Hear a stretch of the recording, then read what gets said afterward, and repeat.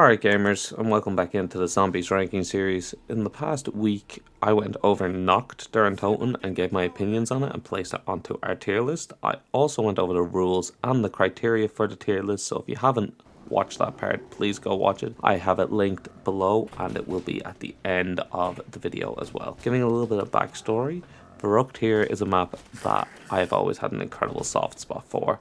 I really have enjoyed it since its release. That being said, I am basing my review on my current playthrough of the map, so it could be different. I could have been wrong before and completely changed my opinion, so that's what we're here to see. Before we get any further into this, I want to say thank you to anyone that has watched the previous parts and anyone that will continue to watch the series, as I'm putting a lot of effort into it, and it would mean a lot if you do enjoy to leave a like or subscription or even a comment just letting me know. Now let's get straight into Verruckt. Firstly, let's talk about the positives that I really enjoyed about the map. The first thing I want to bring up is the unique early gameplay that this map has on co-op in particular. I know it has been mentioned a bunch before by anyone that's ever reviewed the map, but having your team split up from the start in co-op is one of my favorite features of the map. It is 100% something I feel they should have explored more in the future of the mode and in some of the other maps.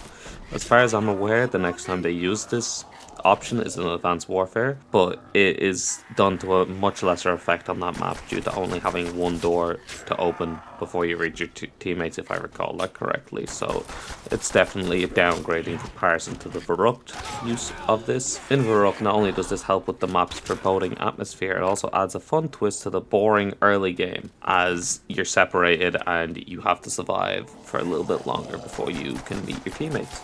I can only imagine the absolute laugh you would have if you could have some friends with you and if you were playing the map on something with like proximity chat or something like that. I think that'd be hilarious, hearing your friends from across the map. I think that would have been really cool. I know that's not the case, but it would have been really cool. There's also some really fun little additions that improve the gameplay over Knocked. The first addition is, of course, the voiced characters.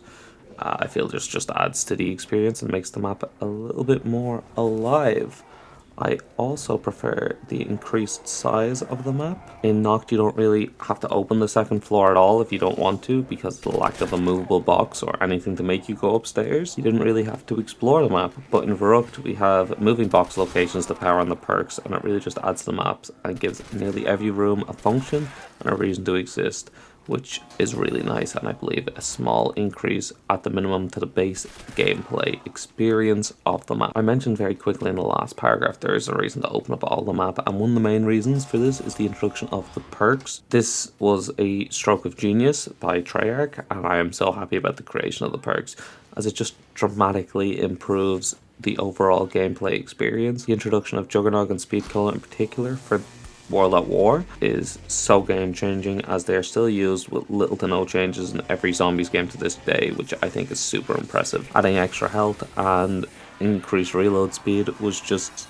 it's a nice little buff for the player to experience in their moment-to-moment gameplay, and it also just gives the players a little something to chase at the beginning. So yeah, I'm very happy with the perks, and to be honest, for Treyarch to add so much that would become pure DNA for the Zombies mode going forward in the very first DLC they've ever made, I just think it's really impressive. Even if you continue to look at the perks in the modern context, they are still widely used. Juggernog and Speed Cola are still widely used. Maybe Speed Cola got a little bit of a nerf, but Juggernog is still absolutely an insane perk, and I'm pretty sure the majority of players would still use Speed Cola up until, like, even in Cold War you'd probably still use it.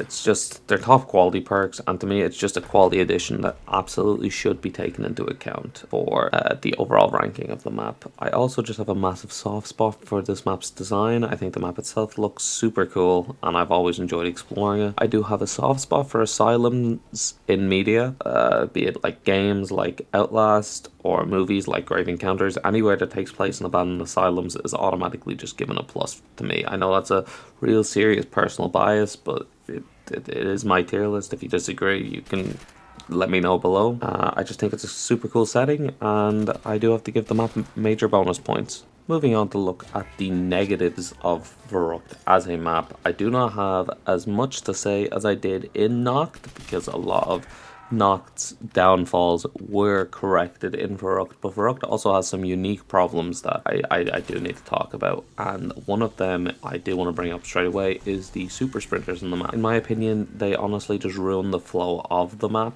and the general gameplay, as they're just not suitable for the game at this stage. Not suitable for the mode at all at this stage. Not only do I think we're not at the power level yet, we haven't been power crept to deal with super sprinters. We don't have one-hit wonder weapons. We don't have super overpowered perks like stamina up or anything like that to help us kind of even the playing field, or not even, just make it a bit easier for the player, a bit more enjoyable of an experience. World at War also just has this really bad system with the zombies where you feel like you get sucked into the zombies. There's nothing you can do to kind of escape once they grab you. It's very difficult. You can probably see that in some of the gameplay at some stages, or any of the gameplay I have on my channel has instances of this occurring, and it's just really annoying. So without the use of a one-hit wonder weapon and having the sticky zombies in the game mode, I think there just isn't really a need for super sprinters, and I just haven't really enjoyed them on this map. Whether their inclusion was intentional or not, it's still a massive downgrade in terms of player progression and gameplay progression. I also feel like it's worth mentioning again that the early rounds on this map are still incredibly slow. The expanded size of the map makes the shambling zombies feel like it takes them even longer to get there. For the first 2 rounds, round 3 picks it up a little bit, but for them first 2 rounds, if you open any doors, it's going to take you a couple of minutes to get through it. And it's just not a very fun gameplay loop for me personally in the early rounds. I like quick early rounds. I like to just get straight into the more advanced methods of killing the zombies. Unless there's like Easter eggs or buildables or something like that I can spend my early rounds doing, I like to just get straight into killing the zombies. I know it does get better in later maps, but I felt like I had to add it here as well, just to get that out in the open. One final note I'd like to add is the uselessness of the quick revive perk in solo play. I know this is the same for every map on the game, but I do feel like it was necessary to mention it here, as this was where it was introduced, and I won't be mentioning it later on in the video series at all. Yeah, quick revive having no use in solo is just, it's kind of annoying. There's no real reason for it to have no use. I know they probably hadn't even thought of it yet, but it's just, it's a downgrade. Well, I know it can't really be a downgrade because it doesn't exist, but it's just, I don't like it. There, personal bias, I don't care, I don't like it. Right, while I had less to say about Verruckt overall, and this is the outro of the video, they will start getting longer the more advanced maps get, so these early videos are going to be the shortest of the bunch. So if you enjoy shorter videos, enjoy these World at War videos. You can also check out the shorts series I have going on alongside it. I'm not sure if it's out just yet, but I am working on getting it out.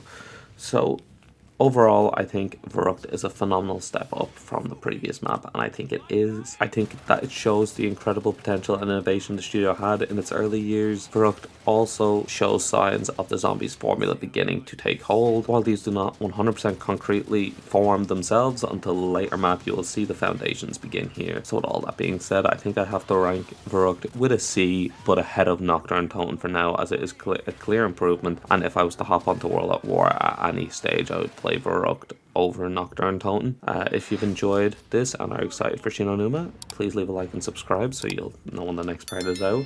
If you have any feedback, please let me know in the comments, and yeah, I'll see you in the next one.